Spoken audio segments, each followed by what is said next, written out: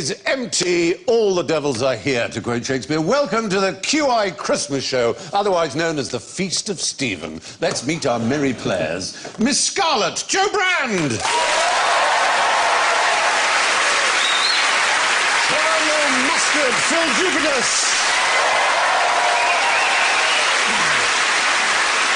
Mrs. Brown, Brendan O'Carroll. And the lead piping in the bathroom, Alan Davis.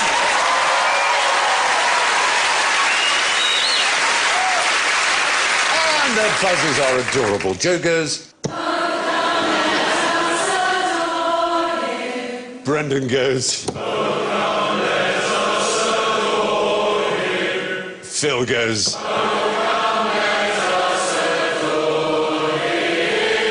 And Alan goes.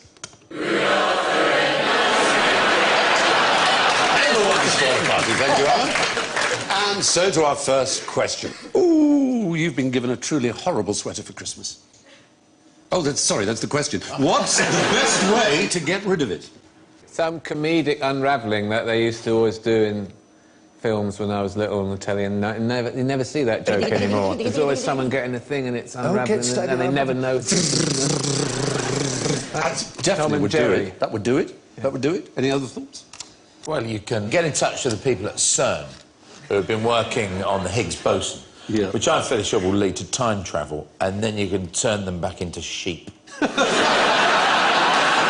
Reversing time is a very good idea. That would do it. It's complex. Yeah. Just say thank you very much and burn it.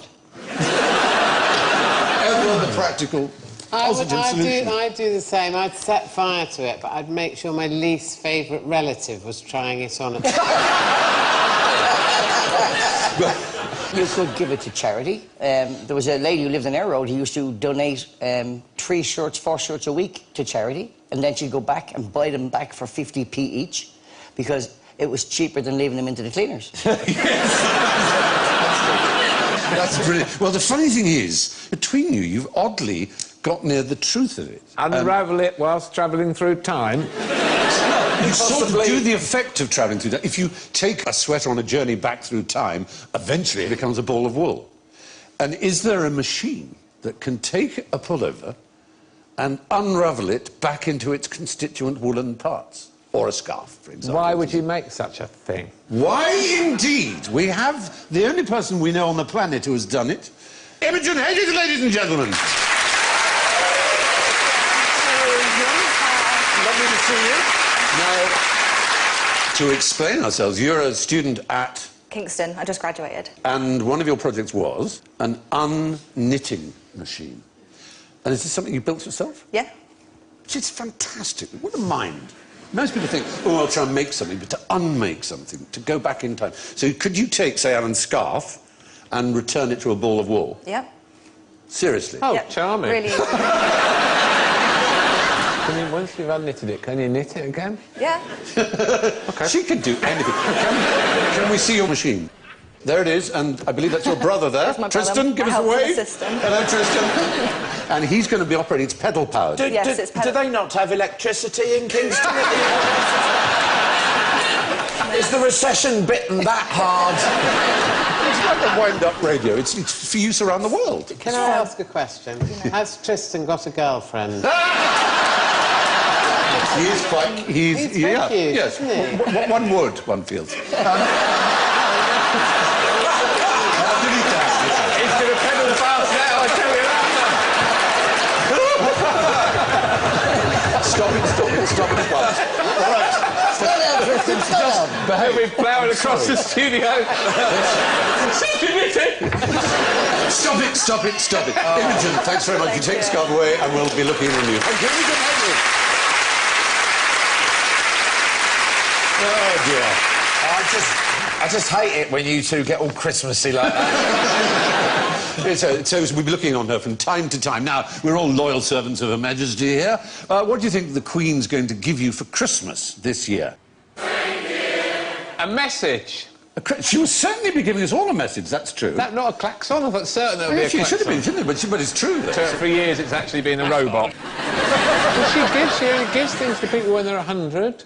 Well, she gives Maundy money. She gives Maundy money What else on does she Maundy give? Thursday. Well, her staff, which is obviously extensive, used to be they could choose from a catalogue.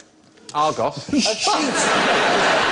And with value Did what, choose a present? between 20 and 25 pounds, according to length of service. Between 20 and... That's a very small window. It is. It's not exactly... 26.99. No. Wow. No, that's too much. In 2006, it sort of changed. They all get the same thing as staff. These are her queries and butlers and so on. Obviously, a family and things is different. This is if you're her servant in some way. How many staff? Do you know, I don't have the number, but it's pretty enormous. I'm You don't sorry. know? I have failed you, Brendan, on the first fence. I apologise from the very heart of everything. I thought you would know every light bulb in the palace. Damn it, but I'll just say a number and you'll believe me. Yes. There are over 4,000 light bulbs in the palace, I can tell you that. My God. Pretty impressive, isn't it? That's some, Bill. Yep. Have you not met the Queen yet? Yes. She nudged me once, quite hard in the ribs. It was quite funny. It was at her son's wedding to Camilla at Windsor Castle, and she'd made this very funny speech. She got on a table. She'd stood on the table. She got on a table? Yeah, she stood on the table. She stood on the chair and got on the table, and then she made a very funny speech, and she got down, and she just mingled among everyone. And I was chatting to someone, I got this rib. Is anybody going to give me cake? Just brilliant! So I said, of course, ma'am, I'll get you some cake. Must be a dream. You dreamed all of it. I know it sounds mad, but it's absolutely... I'm going outside for a fag. Come on, It Fry. was in the days I'd smoked, and I'm afraid I was caught by a photographer in the buttresses of the chapel in Windsor. Who's Buttresses? My big top hat and everything, Sorry, did you say- smoking a cigarette. Coming out the outside. top of your You hat. can take your woolly hats off now if you want to, but if you're getting hot. You like yours. got a very hot Just take head. this off. Thank you. Pop it under the thingy, though. Shall I pop it under? Or you keep it on. Which do they like? Let's see how Imogen is getting on, shall we? That would be rather fun. Imogen, Yeah. have you started your machine? Oh, there it is. Oh. And there's Tristan pedalling away. Yes, indeed. That's fantastic. You should see a shine now. I feel terrible. That is absolutely amazing. You can see it. It's absolutely unravelling before our eyes. Brilliant.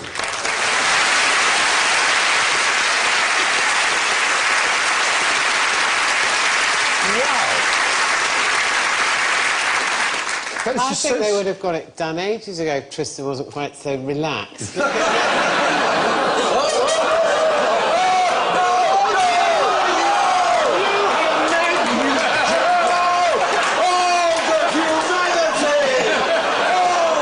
You deliberately spilled boiling water on his trousers so you could mop them down. You wicked, wicked woman. As soon as they go off screen, Imogen is going to beat him.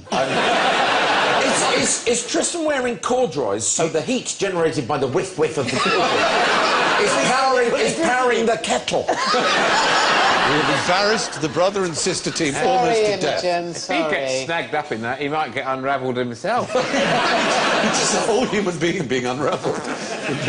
I'm going to build one of those for next Christmas. I think it'd be You great, should. wouldn't it? Yeah. We were talking about the... Thank you very much, Imogen and Tristan. Sorry about that. We'll let you replace Ruined. it. Ruined. It was not ruined. Let's go back to her Madge. Now, the fact is, if you work for the Queen, nowadays, you all get the same present instead of being able to choose from the catalogue. We've done a little sort of montage of them. Bottle of bubbly, silver plate. 2008 reflected the mood of financial restraint. It was just coasters. And in 2012, Jubilee year, a special themed trinket box. You all get the same thing with monogrammed something, cigar box or whatever it was. You can't expect the woman to go down the high street shopping, can you? No, no. Especially not if she's in one of her cake frenzies. Yeah. She'll be I have to pull her away from Greg's. Yeah. It takes 3 equerries. Or are they equerries? Or are they eclairs? It's Is that a Aquarius. cake? It's Aquarius. Anyway, which of these looks most like Jesus? I'd say the toast has to be the best. The toast. The toast is certainly... Well, we bow down. Yes? Any other thoughts?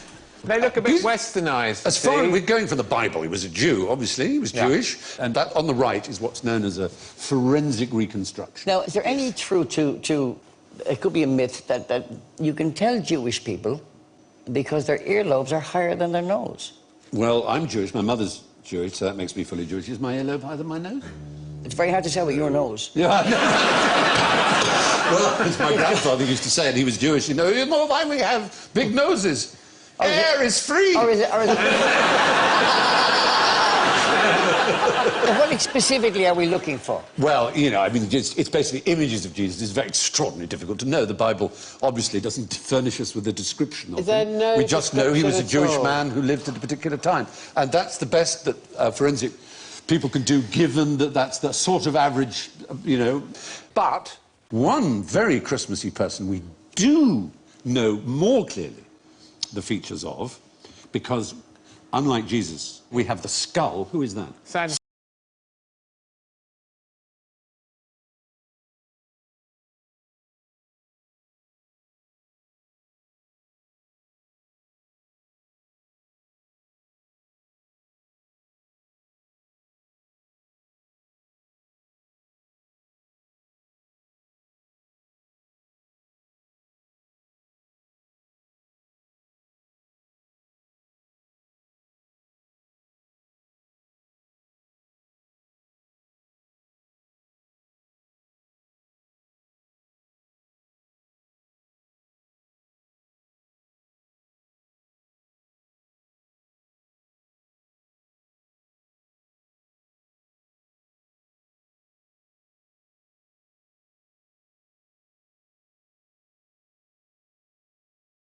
Girls, daughters of people of his episcopacy. Did he work for the BBC? In order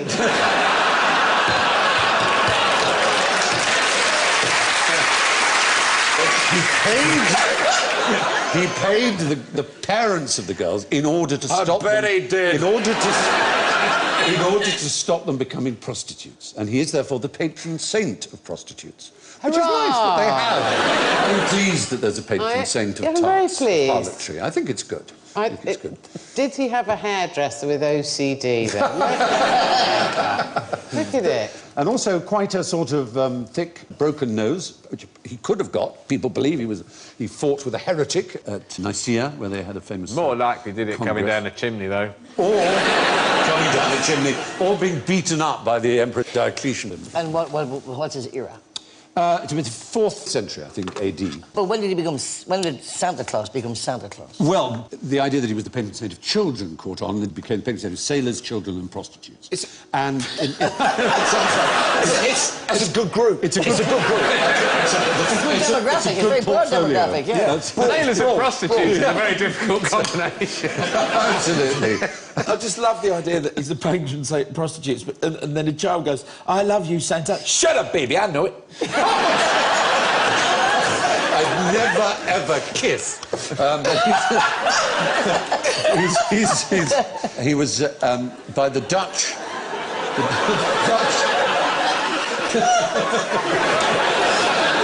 The Dutch called him Sinterklaas.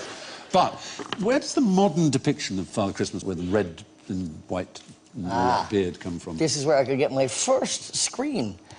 Coca-Cola. You're not getting a klaxon, but because it was certainly reinforced by Coca-Cola in the 1930s. But there are plenty of images from the 1890s of Father Christmas in red and white with a white beard. Now, Santa rewards good little boys and girls, but what happens to the bad ones? There is a culture not far from us, pretty related to us, where they really, really go a long way towards celebrating this anti-Father Christmas. Waterboarding. Who has a name.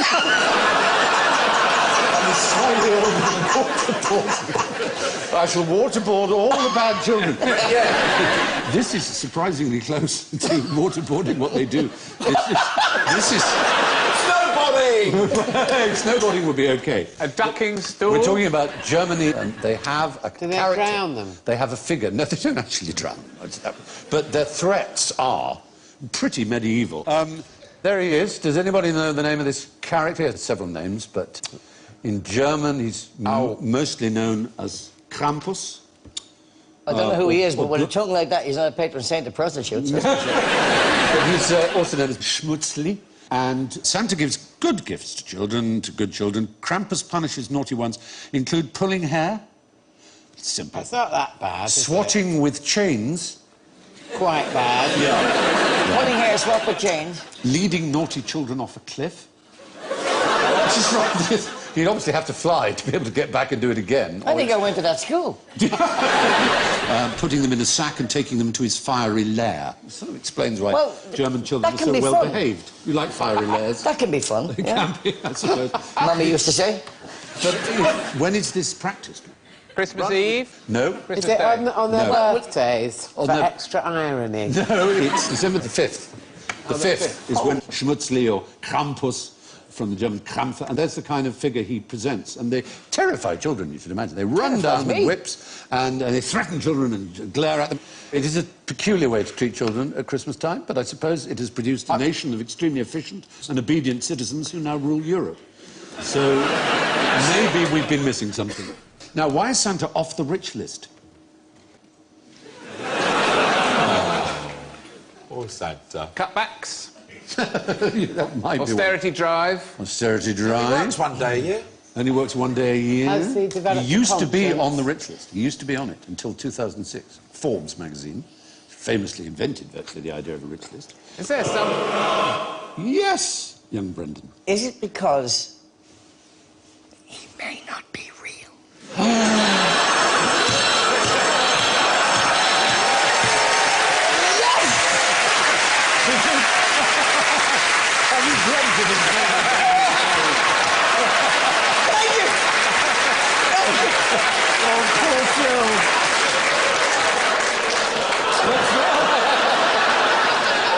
Phil, that got a klaxon, so that can't be right. Don't worry, back you go.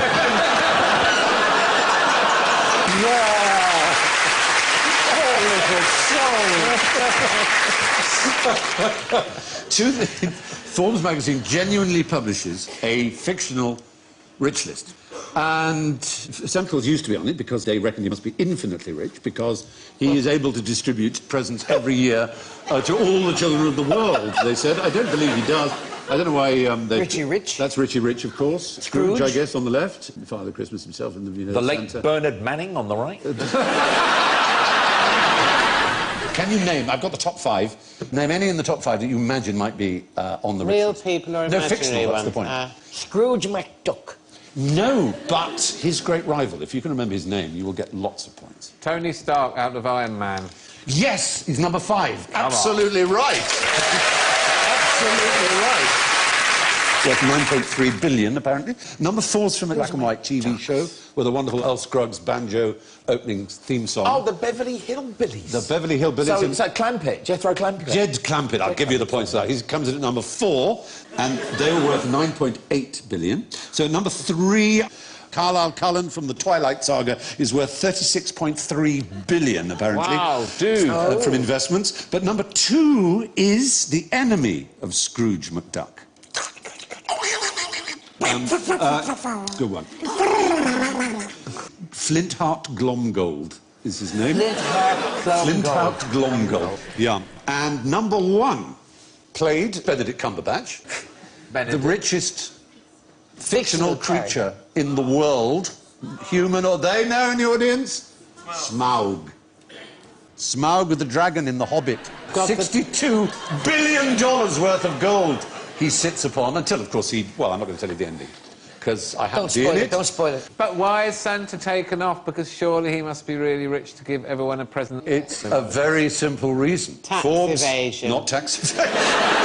It's the usual answer. Because it's a fictional And he's list. real. And Santa is Santa is real. real. Forbes decided that. So there you go. Good result, Santa.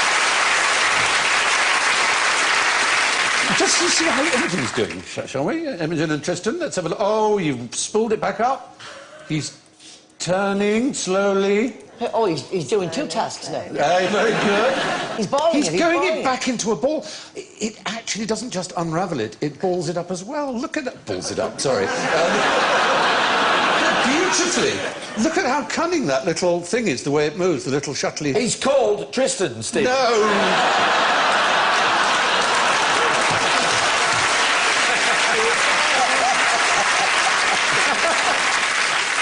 Imogen, what do you call that sort of unit that winds it up? Brother.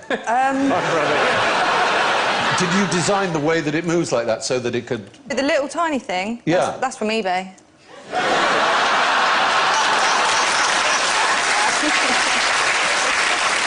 I think British industry in the future has nothing to fear. We're going to do well. We're going to win over the world. Congratulations. We'll come back to you when that ball of wool is complete. That's brilliant. Now, how can a Christmas tree get you into trouble? Grass you up. Very good. Falling needles. Falling needles. And a disposal. Drying out, and the chances of fire with Falling over and giving an elderly relative brain damage. There's no reason for you to know this. We're talking about the once beloved institution, the giant, magnificent cultural gift to the world that is the BBC. Oh. And the BBC, now, of course, is so open that you can literally look up everyone who works for it and see how much their salary is. In the old days, they, of course, all had a personnel file, and there was a figure from another institution, far more sinister even than the BBC. Broadmoor. Not Broadmoor. MI5 is the right answer. Right. And if they thought anyone who worked for the BBC was... gay, Communist. Dodgy, communist, subversive... They would ask them to join immediately. There would be a symbol put onto their personnel file... Really? Which If resembled you were a Christmas tree. And that's if you were It would look dodgy. like that. Oh. And Oh, no. the reason people thought it might be a Christmas tree was... Do you know what the German for Christmas tree is? Tannenbaum. Do you know the tune of the song, Oh, Tannenbaum? Tannenbaum, oh, Tannenbaum, deine Baum. That's right, exactly. A Christmas tree, which is also the tune to... Though cowards flinch and traitors sneer, Keep the red flag flying here. the red flag, exactly. And people thought, yes, power to the people. Can I just do my version of the red flag? Yeah, go on. Neil Kinnock's hair is deepest red, though most of it's not on his head. You would have laughed. Roar and laughter. Did it mean that you were It isn't the suspected reason. communist? It isn't actually the reason that it's the Tannenbaum red flag. It's just a pure coincidence. People thought it looked like a Christmas tree, called it the Christmas tree, but the two arrows, it's actually just two arrows, mean refer upstairs. So if anyone was thought to, for promotion, and you saw their personnel file, you'd have to go up to a senior person and say, this person... And the last I'm person, up for promotion. Anna Ford had one of those on her, the newsreader then. Blimey. Yeah, and it was because she'd once, had as a boyfriend a communist. Which, Jesus, in a free society. And they allowed her on the television. I know. Well, there you go. The BBC used Christmas trees to keep lefties off the telly. The practice stopped in 1985, and sure enough, they're everywhere. Here. Now, historic moment. What's Baldrick brought for me this Christmas? Baldrick. Right, OK. Brought for you, Melchit. Are we melting? Are we going on? Well, it's for me. It's for you. And who is that there on the screen? That's Tony Robinson. And there is a Tony Robinson, Yeah. Baldrick, who's about to come on. But in the First World War, as you probably know, and we've covered before, there was a Christmas football truce. Yes. But what happened later, in 1915, was that because football had been banned at Christmas Day, a soldier smuggled into the trench a football. It was deflated so that no one would spot it. And then he blew it up before the Battle of Loos. And in the morning, when the whistle blew to commence the offensive, he threw it out of the trench, shouting, "Play up, London Irish," because it was from the London Irish Regiment, which I'm sure you'll be aware of. And great regiment. And they found the football when they got to the German trench. They kept it. And it so happens a member of that London Irish happens to be called Tony Robinson, and is therefore always called Baldrick by his fellow. And he has brought that football along today.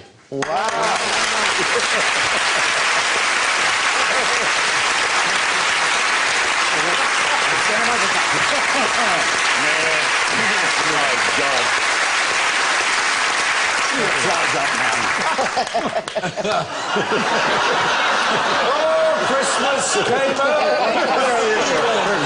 Darling, take that man's name and address. When they said This really is Tony the football. It is indeed, just the And football. where is it kept? It's kept in the museum, which is now down in Camberwell at the London Irish Rifles. Is it called the London Irish Regiment or the London Regiment? We're D Company London Irish Rifles of the London Regiment. Right, D Company. And it's still an active regiment in the British Army, and we have some of your fellow soldiers over here. If you'd like to stand up, here they are.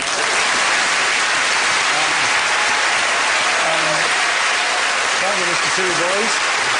They're all recently back from Helmand province in Afghanistan, and they're wearing combat uniform, but most noticeable is the, how do you say it, cabine, which we must not call a beret, I believe. And can any of you tell me what is distinctive about that particular piece of head joy, I shall call it, as opposed to various other British... Pain in the arse in the cinema, aren't they? Well, yeah. But this is different from other headwear that's... People behind those lads are like, oh, now they've stood up. Didn't have to be banded up in a bloody hat. Tell them. I'm not... Are they worn on the opposite side to the other? It's the only one with the cap badge on the right. This is a very historic year for Irish soldiers. Tell me why. Well, last May, all Irish soldiers who deserted the Irish Army... have been... I haven't finished sorry, the... sorry.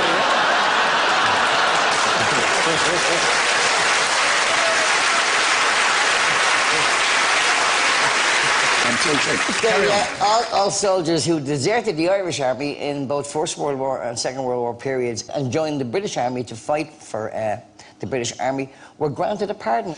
That is extraordinary, isn't it? Well, it's too late now, they're dead. Almost all of them. Almost all of them are dead, but it was true, wasn't it, that if you were Irish and anti-fascist, say, yes, and you wanted to fight for the Allies against Germany, and so you joined the British Army, it was considered by the Irish government that you were a traitor. Correct. You got no pension, you couldn't work for the government. No. You could barely go home. And yeah. There was a great cartoon, and it was two Irish guys fighting for the British Army in the trenches. Yeah. And De Valera was the president of Ireland at the time. Yeah. And the two boys were there ducking the bullets, and one said, the other said, well, fair play to De Valera, he kept us out of this. Very good. That's very good. So thank you very much, and please sit down.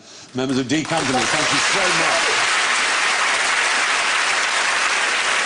Anyway, Baldrick. Sir. I've never seen you looking better. I did. You're still an absolute disaster of a human being. Thank you so much for bringing me lunch. I'm not very hungry. You can take it away. Thank you, sir. Thank you very much indeed. Wonderful. Tony Robinson. So, yeah. That football you've just seen was kicked right across no man's land by Rifleman Frank Edwards and the London Irish in 1915. And our thanks to Rifleman Tony Baldrick Robinson. So it's time for a Christmas drink, I think. So take a glass, each of you. There you go. And all I want to know from you is which ones you should use at Christmas. You've got a drink, you can pour out your drink. Holy moly. So it's not about the capacity, it's about the shape. Oh. I just say, as an ex-nurse, that looks like someone with cystitis. Darling, have you got... I think, whereas I have had one Barocca too many. Suspiciously like iron brew, actually. No, the colour, isn't it? Maybe we don't. No, it's like this. Oh, right. The issue is, an Oxford psychologist who assists Heston Blumenthal, in fact, has studied extensively the effect of one of our sense organs on food and drink. It's not the tongue. What do you think it is? It's the feel. No, not the feel. Eyes. The eyes. So much more of our mental processing 80% with our eyes. exactly goes with our eyes. And he has discovered remarkable things by observing people who don't know they're being watched. Is that you drink more quickly out of a curved glass because you're not aware of how much there is. And also you drink more quickly with loud music playing. And you drink more quickly if you're an alcoholic. And if you're an alcoholic. You don't care what shape the glass is. You drink from the bottle. I find you drink much more quickly if you've had 3 drinks already. There is that. There is that. But there are also many other extraordinary things about colour and sight which influence food, which are quite startling, which this same professor has discovered. His name is Charles Spence. The colour of a plate can affect the taste of food. So if you, for example, have a strawberry mousse served on a white plate, it tastes more flavourful and sweeter than the same thing on a black plate. Nearly everything does. A chef prefers to serve on a white plate because it hails what you're going to taste. It somehow does, exactly. Yeah. The restaurants have all got a bit weird lately. I've had food served to me on planks. On house plates. Slate. Yes, A roof house off slates. Slates and Please planks. wash the bird shit off it. But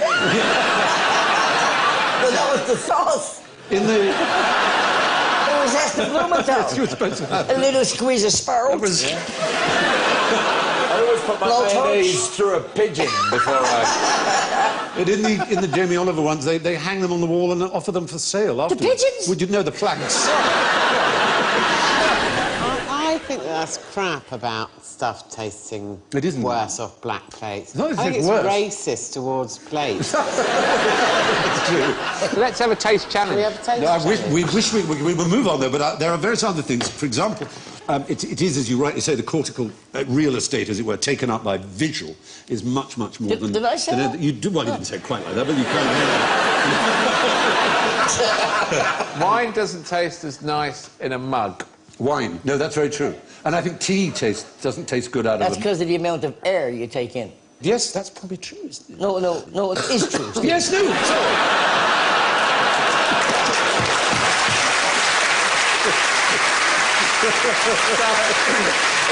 It's the thinness of the glass. It's the amount of air you're taking as you sip. If you like tea, just make 1 cup in a glass and try that tea out of a glass. It is Delicious. divine. You're absolutely right. Because it My minimises... wife likes a thin Yeah. mug. Well, that's your own business. But I'm just saying...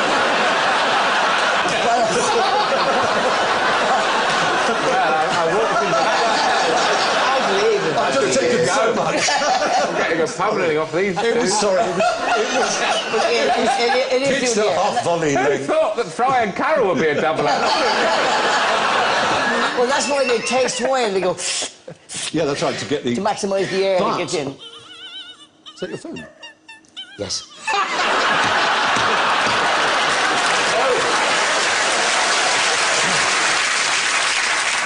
It's Heston Blumenthal. Minus how many so points sorry. I'm wandering I am for so sorry. I really did. ringtone. I didn't even know I had it on me. Really, I'm so Very good. sorry. Anyway, now, let's test your beer goggles, as it were. We have a man in the audience who's just going to hold up a picture, and I want you to tell me who's that of?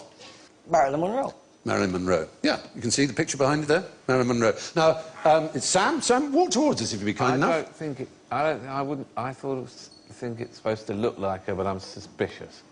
Albert Einstein. Albert Einstein. Holy crap. It is rather extraordinary. It's both... They're related. No. They're in the same room, Brendan. You'd hardly imagine they would be, would you? I think Marilyn Monroe did have quite a bad facial hair problem. From a distance, the image does look like Marilyn Monroe, because what they do is, it's created by the MIT, this illusion, the Massachusetts Institute of Technology, as I'm sure you know. They remove Marilyn's fine-grained features, like wrinkles and little blemishes, and they remove Einstein's coarser features, like the shape of his mouth and nose, and then they superimpose the two. And from a distance, we see just the broader strokes. We see her, Marilyn Monroe, and close up, we see the fine details of Albert Einstein. And we've done another version, just to show this really does work. It's not just Marilyn. Who's that? Handsome man. That's Stephen Fry. That's I know me. him well. That's me. Hooray. And if you come towards us... Hello. Hello. Yay!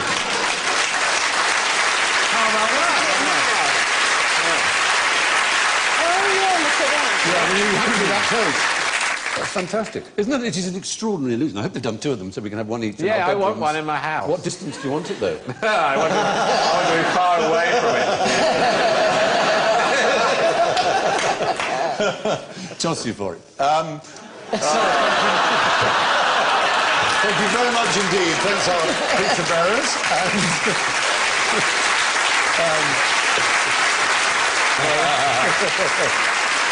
And thank you, Albert and Marilyn. So the take-home message tonight is don't trust your eyes, even when you're sober. In fact, you probably shouldn't really trust anything, because we've just come to that bit which we call general ignorance. So fingers on buzzers for very quick ones. What year was Jesus born? Yes, Brendan. 5 BC.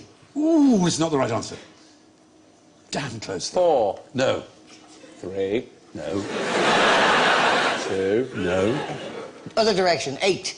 6. Yes! Ah, come on. He was born 6 years before Christ. Well done, How Jesus. crazy is that? So Now, how do we know? Somebody told us. It's the only authority we could possibly have. There's a book about him, come The on. Bible doesn't give the date, though. It's been worked out by the only man we've ever been able to call, certainly for over 1,000 years, I think, Pope Emeritus. Who is he?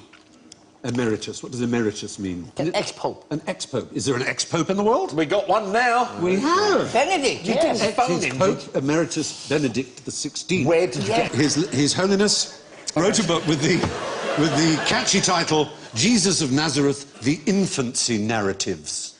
And the calculation made by Dionysius Exiguus, which is basically Latin for Dennis the Small, on which the modern dating system is based, was wrong by several years, he says, and so he puts the date at 6 BC, which you eventually got to, Alan, in your usual method. What was the year before 1 AD? Yes, Joe. Naught. Oh, dear, oh dear, oh dear, oh dear. No. Hooray, yes. Well done. Much admired. 1 BC. Is the right answer. Oh, I was going to Why say... are you so surprised? You're right. It went from December the 31st, 1 BC, to 1st of January, 1 AD. The BC AD scheme, for some reason, doesn't have a 0. Anyway, here's an obviously easy one. Is 0 an odd number or an even number? It's not a number. Oh, it is a number. I give up. No, it's an interesting thought.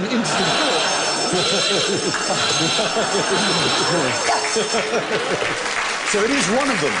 No, hang on. It's even. Yes! Yes. Oh.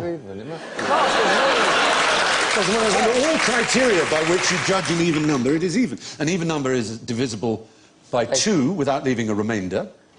Well, 0 over 2 is 0 with no remainder. Or it's a number that ends in 0, 2, 4, 6, or 8. Well, 0 obviously ends in 0 because it is 0. Also, it has either side of it -1 and 1, which are both odd numbers.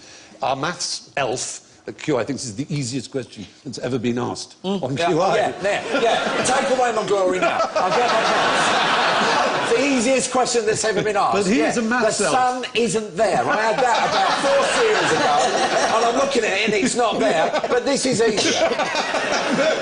I know maths people Hate are this odd. show. I'm so sorry. I'm so sorry, Phil. You feel bad. I got it wrong. That's true. What does that put you? Now, who wants to see one of my knickknacks? My first knickknack is for you to do. Ooh. I want you to create some extraordinarily magical, Christmassy things using the power of chemistry alone. And chemistry, let's not forget, means magic. Alchemet, the magic. So, you should Stephen, have... are we going to make a seasonal meth lab? Maybe. Take out your little chemistry lab. You have to put on your gloves, I'm afraid, for health and safety reasons. The gloves are While you're doing good. yours, because yours takes a bit of time, as you'll see, you pour one up. What are we doing? You pour the contents of your smaller into the larger. Aha, the usual. Yeah. What it is there was a... So, let me get this straight. We're providing a sample. Is that what we're... Now, you should turn brown. Put the lid on. And then we just swirl and just swirl gently, sort of twist and swirl. You need to do that for about 2 minutes. Just not too violently, just slightly. I've done this before. Right, and while you're doing that, I'll just do my demonstration of using dry ice, which, as we know, always makes a marvellous reaction with water. What are the chances of us swirling. being busted by the feds while we're doing this? Tom Cruise in Pop- Look at this. Phil, I've got this. Oh! Yeah, Oh, let's some of that. OK, now there's going to be quite a violent reaction to this, as I'm sure you've all seen dry ice, as they call it, going into. And I've got here, this is sort of bubble, you know, like I don't know where that's going. blow bubbles. So what we're trying to do is make little smoky bubbles. It's a little sort of Christmassy effect here. God, I hope I can get the lid on in time. Oh, Get down there. whoa, hey, yay! Whoa!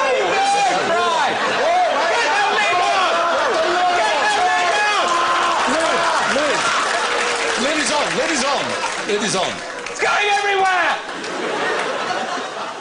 Bubbles! They're my little bubbles. Oh. There's one, look, big one. Pop it. Bing! Smoky bubble! Smoky bubble!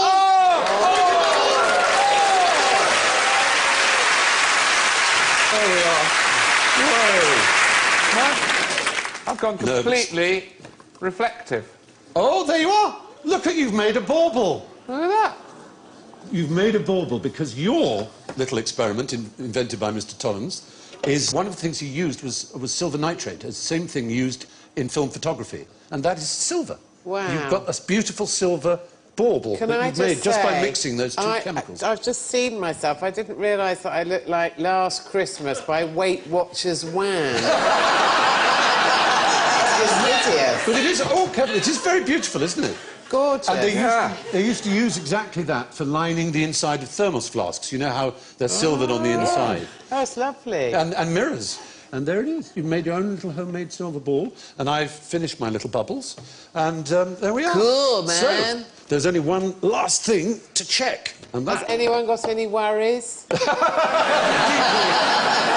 There's just one last thing to check. What's happened to Alan's grand scarf? Imogen, what do you have for us? There it is! Literally!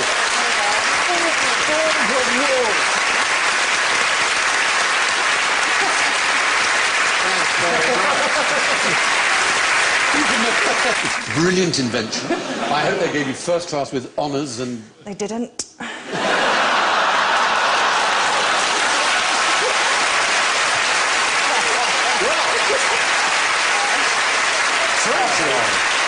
For the New Year show, I want to see what the one who got a first made. Meanwhile, thank you, Imogen and Tristan Hedges. The one who got a first probably made a scarf. You're absolutely right. But that brings us to the little, not inconsequential matter of the Christmas scores. And they are very interesting, I'm afraid. In last place, though it is his first appearance, and unfortunately his phone went off, which may have cost him some points. In last place, with a very creditable -19, is Brendan O'Carroll.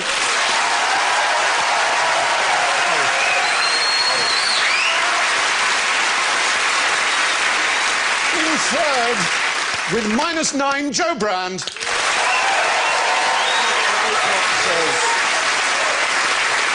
In Santa's second place, with -6, Alan Davis.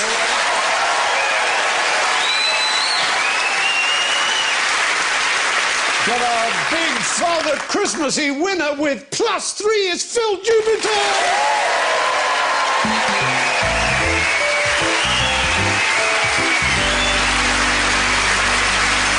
So that's it from Brendan, Phil, Joe, Alan and me.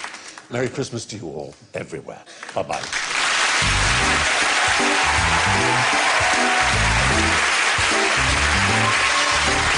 A celebration of a man who helped shape modern British comedy. Mel Smith, I've Sort of Done Things, is here next. Then we explore the comedy connections of his enduring partnership Alas Smith and Jones. That's in an hour. While over on BBC 3, join Jack Whitehall and his dad for the Backchat Christmas special.